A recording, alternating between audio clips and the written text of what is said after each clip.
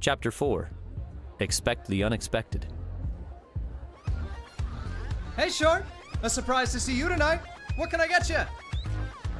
Yelled the bartender, Ben, over the loud music of the nightclub as Allie walked up to the bar and sat down on a wooden stool. Ben had a knack for giving his regular customers nicknames, especially the girls. Allie was short because of her size in comparison to her friend Carley, whom he called Scraper, based on her tall, thin, skyscraper-like figure.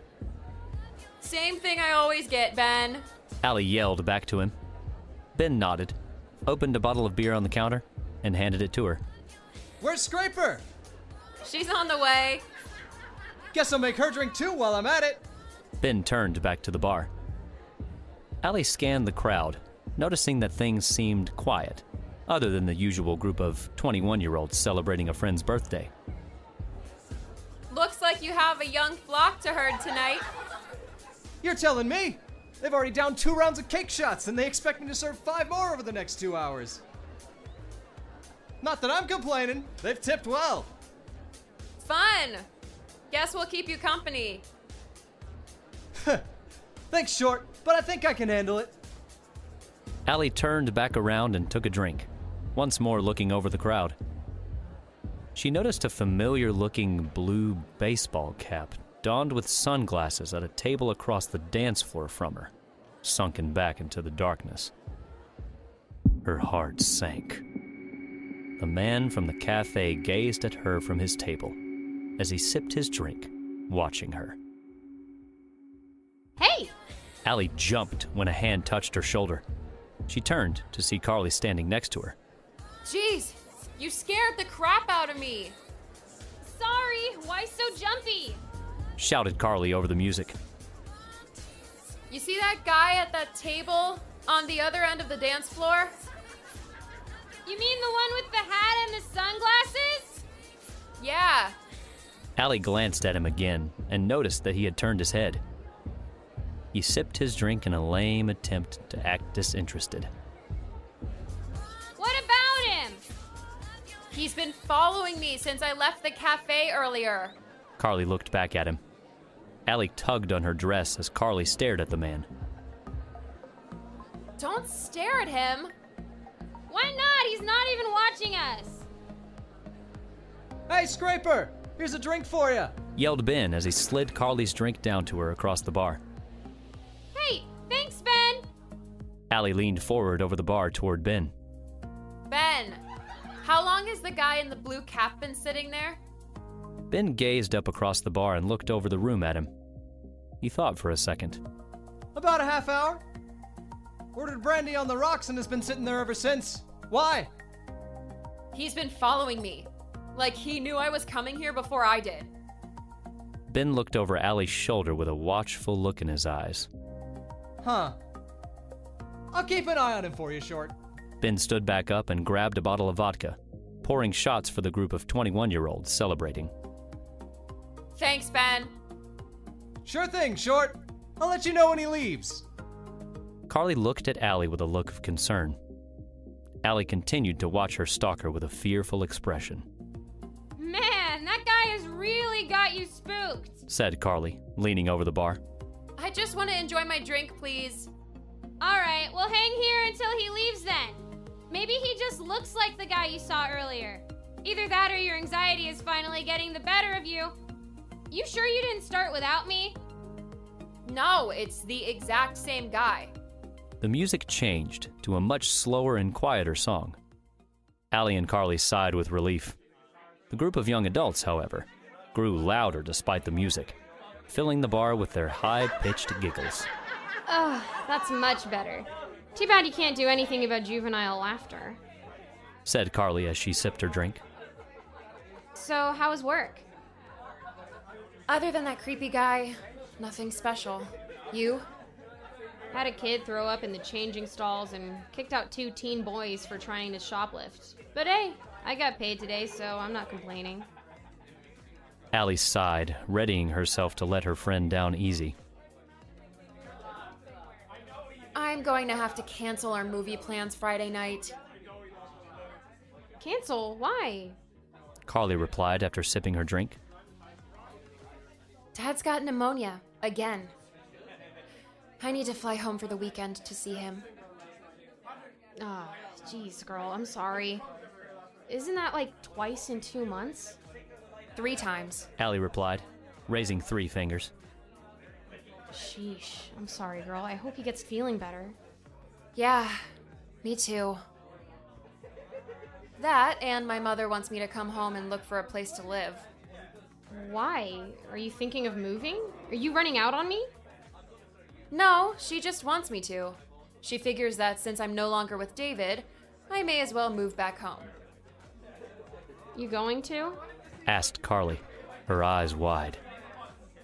Allie glanced over at her, seeing her friend's genuine concern and heartache at the sheer thought of her moving away. Maybe she's right. I don't know. But I'm not getting back together with David like she hopes, though. Amen to that, girl. Said Carley, taking a drink. Why move home, though? You always talk about wanting to get out. Isn't that, like, counterproductive?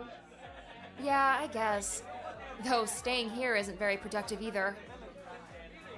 Allie gazed at the bar, thinking about her dad again. Her face began to droop. Carley nudged her gently, clearly trying to distract her. Hey, don't worry about it. Let's just turn around and work on getting you back on the market. Not tonight, Carley. Why don't we ask your stalker? Why don't you ask him? And I'll watch from a distance. He probably has a vast collection of bodies. He'd love to show you. Mysterious and creepy isn't really my type. Said Carley as she squinted in thought. She scanned the crowd and noted the serious lack of attractive young men. Near the minimalist-style bar sat a group of 4 guys, 3 younger men sitting at a booth next to the stalker, trying to console a friend who'd obviously just been broken up with. Another older man in a worn-out jacket drank at another table by himself. Sheesh, poor hunting season tonight. Well, it is the middle of the week. Only people out are creeps, college kids, and depressed people. Guess it's gonna be a boring night then. Allie took a drink of her beer and sighed for a moment, ready to ask a question she knew Carley would respond to with almost little thought. Hey, do you ever think you were meant to do more? Carley sipped her drink. She glanced over at Allie with an annoyed expression on her face. What? I'm serious. Oh, please don't tell me you're going there. Tonight's already gonna be boring. Carley replied. Allie quirked her eyebrows. Go where? I'm asking you for real this time. Carley stared down at the bar and sighed. Yes, Allie, I always feel like I'm meant to do more. But hey, what I do is all I was meant to do. I sell clothes and clean up puke, and that's just fine with me. Sheesh, don't sound so grim about it. You ask me the same thing every time we go out to drink. One sip and you go off on your whole rant about not following your dreams. What brings it up this time? Allie reached down for her bag. She placed the bag on the bar and pulled out the business card, handing it to Carley. This client of mine mentioned he knew someone who had an adventurous opportunity or something. I told him how I wanted to be a journalist, and he gave me this. An adventure, huh? Yeah, that's how he described it. Allie replied, taking the card back from her. He say anything else about it? No, just that a friend of his had an opportunity for me. Maybe he has a traveling job to the Middle East. Or maybe you'll go and discover a lost city, even fight dragons and discover buried treasure! Allie looked at Carley, feeling unamused by her friend's lack of seriousness. Hey, you said an adventure. That's what immediately popped into my head.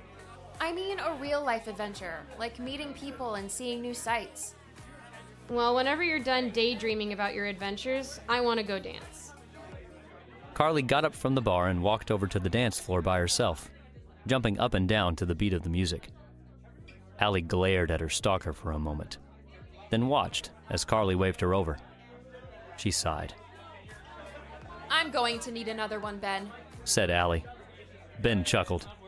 She finished her drink and made her way out into the dance floor with Carley, ready to make a fool of herself, all the while keeping an eye on her stalker, out of the corner of her eye.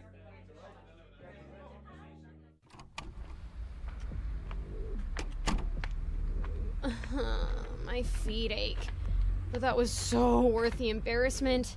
See what a little fun can do to shake off the anxiety? Said Carley as she made her way out the front door with Allie at her side. Allie gazed around in search of her mystery man anywhere in the crowd standing outside the club. Thankfully, there was no sign of him. You want to ride home? Asked Carley as she walked over to her car and unlocked it. No, I'll just take the bus. You sure that's wise with your man of mystery around? Yeah, I think he left a while ago. Ben said he paid his tab and left not too long after we started dancing. Your place is on the other side of town anyway. I'd hate to make you drive so far. You really need to get a new car, replied Carley, checking her makeup in the reflection in the side mirror of her car. I would still have one if David hadn't wrecked mine. I'll find something soon, though. The bus works for now. You should try walking sometime. Said Carley, standing back upright. I prefer to look professional still when I get to work. I work hard on this hair every morning, unlike you. Hey, what's wrong with my hair?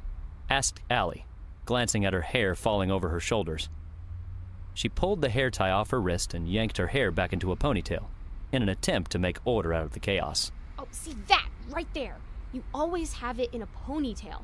You should come over after you get back from visiting your parents and have a makeover day. I guess that would be fun.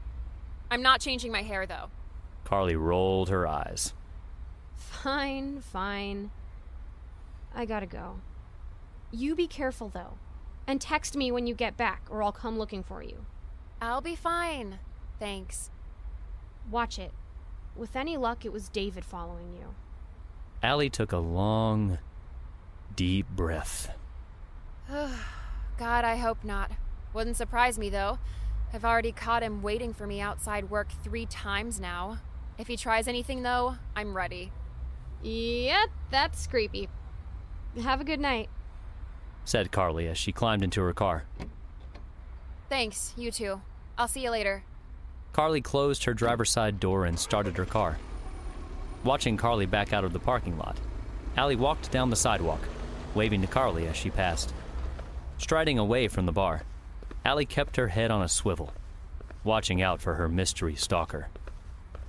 The bus stop was still a few blocks away, leaving her on alert as she scanned behind her, in front of her, and even at the balconies above her as she hurried down the poorly lit street. There was no sign of her stalker anywhere. She let out a sigh of relaxation, trying to ease her worried conscience. The sound of a couple arguing upstairs in one of the apartments caught her attention, reminding Allie once again of the days she'd spent fighting with David. She felt as though her mind was like a broken record, endlessly jumping back to the same subject repeatedly. Everything reminded her of him, and never in a good way. She began to wonder if maybe her mother was right. Maybe she should call David again. After all, things had been pretty good for the first year or so. That was until he started working late hours. Maybe his fatigue from overworking had caused his personality to change for the worst. Allie shook her head, unable to believe what she was thinking to herself. He was even a jerk to her one evening while visiting her folks. Her mind wandered again to the thought of her father and how badly she missed him, feeling overwhelmed by her own worries. She hoped her dad would be in good enough spirits to work on the car with her, or, if not, to at least look at it and talk about it at the dinner table, until the two of them drove her mother mad. Allie slowly became distracted over her woes as she tried to make sense of her uncertainty. Crossing the first block, she noticed the sound of footsteps behind her. She hesitated, hoping it was anyone but the mystery stalker. She pretended to reach down to see into her bag, allowing her a quick glance at the person behind her. Allie's fears manifested into reality. She made out a tall, male figure in a blue baseball cap, wearing sunglasses under the street lamp. Her heart raced. She felt as though her feet were ready to take off in a full-on sprint without her. But no, she kept her cool, just like her dad had taught her. She continued to pretend like she didn't notice him. Allie approached the crosswalk. She felt the screaming urge to run, but she knew that would probably just reassure him that she was afraid, which might be exactly what he wanted. The orange sign ahead of her helped her keep her fear from taking over. The words, "Don't walk," reminded her not to panic, though she thought the words, "Don't run," would have been more fitting. She stood at the crosswalk, fearfully waiting for the man to approach her. As each of his footsteps drew closer, she could feel her heart skip a beat and fall in line with each of his steps.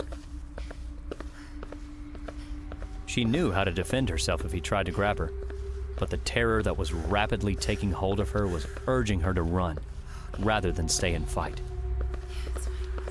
Her panic rose exponentially as he approached. She stared at the orange sign, feeling her mouth turn to cotton. She could smell the strong scent of brandy on his breath and feel his eyes watching her through his sunglasses, despite the darkness around them. She couldn't let fate hold her in that one spot a moment longer. She imagined he was reaching out to grab her, ready to grasp her by the neck. She couldn't tolerate the suspense and fear another second, and glanced to her left, then her right, deciding she could beat the approaching car if she walked fast enough. She stepped out into the intersection and crossed the street at an eager pace, looking down at her watch as though she were late, trying to cover up her sudden panic. Reaching the other side, she heard the startling sound of brakes screeching behind her. She looked back. The man had rushed out into the intersection after her. He continued walking into the glare of the headlights of a car at the intersection as the driver honked his horn at him. She felt a level of terror unlike any she had known before. She took off in a full-on sprint down the street, eyes fixed toward the bus stop near the corner. "Hey!" yelled the man from behind her in his low voice. She didn't stop. She wouldn't stop until she was away from him. Her lungs were out of breath. Each gasp of air felt like a struggle, yet she continued, terrified at the sound of his footsteps chasing after her. Allie dared to glance back for a moment. She saw her stalker wave to her frantically as he continued to race after her. "Hey, wait! Stop!" Allie kept running, focused on getting away, never stopping, never slowing down, never. Oblivious to her surroundings, she turned the corner and collided shoulders with a young man arguing with an older gentleman standing in front of him. Her bag spun around at her side, dragging her to the sidewalk helplessly. Allie's head slammed against the pavement as her hands scraped across the ground trying to break her fall. Her vision darkened and flashed from the impact, leaving her dazed. She rolled over and off the sidewalk out into the street.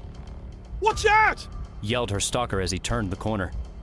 A bus hurtled toward where Allie lay, stunned in the street. The man took off in a sprint towards her, trying his best to reach her before the moment would be too late. Allie looked up to see the blinding headlights of the bus rushing toward her. Her eyes grew wide with horror. Her vision faded into blindness, staring into the headlights. The bus engine roared as its brakes screamed in vain.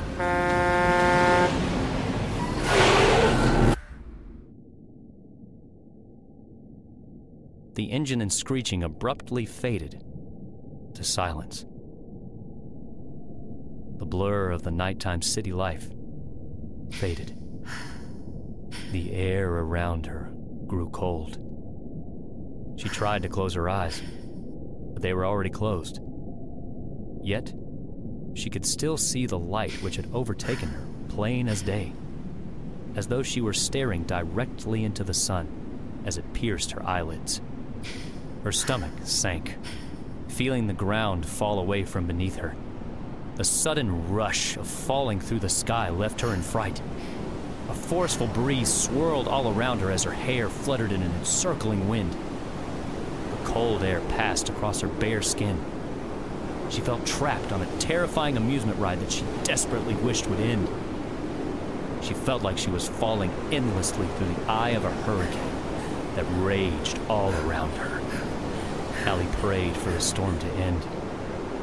As quickly as it had begun, her long fall came to an abrupt stop.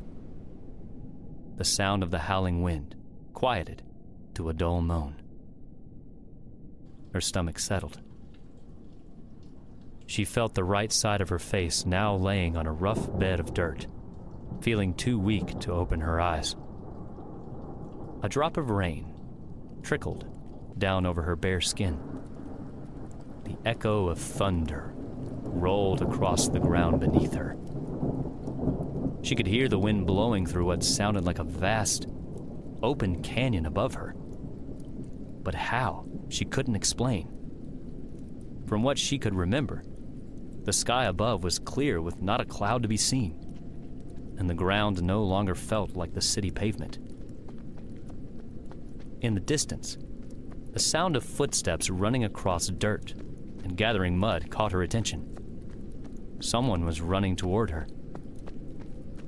Allie opened her eyes with what little strength she had. She felt drained of every ounce of energy, leaving her vision a blur and her body aching. She could barely make out the sight of shifting rain clouds above her, illuminated by dim daylight. Not even the night sky she so clearly remembered. The rain turned to mud underneath her. The footsteps drew closer until the person approaching kicked up small rocks that brushed against her bare skin. Allie opened her eyes again but could only make out the silhouette of someone wearing a blue and black helmet with an orange reflective visor. Hey, can you hear me? Asked a male voice. A hand grabbed her by the wrist. The man wearing the helmet knelt down at her side, looking at his wristwatch, checking her pulse. Allie gazed at him through the slits between her eyelids.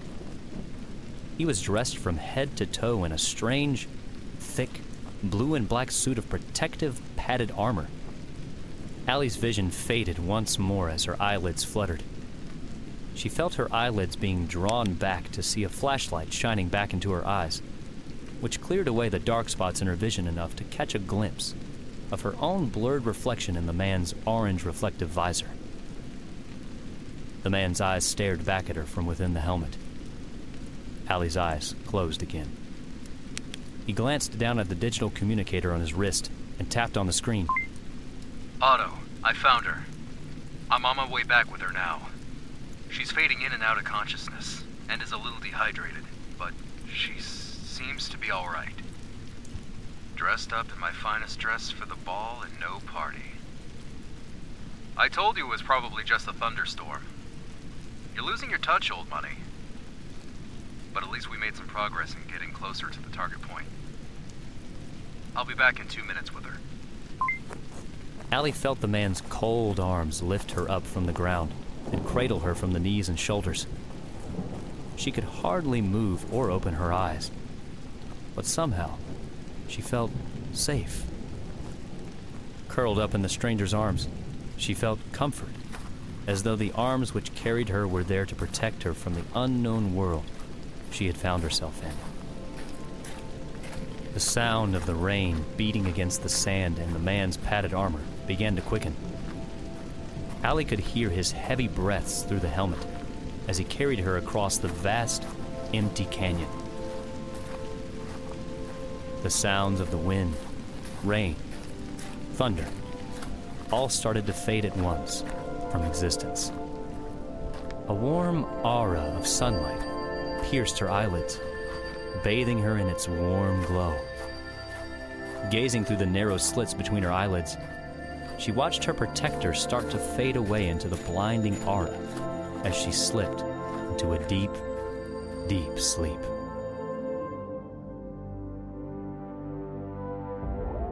Hey everyone, this is Logan Wager, the voice of Otto from SEM Adventures Across Time.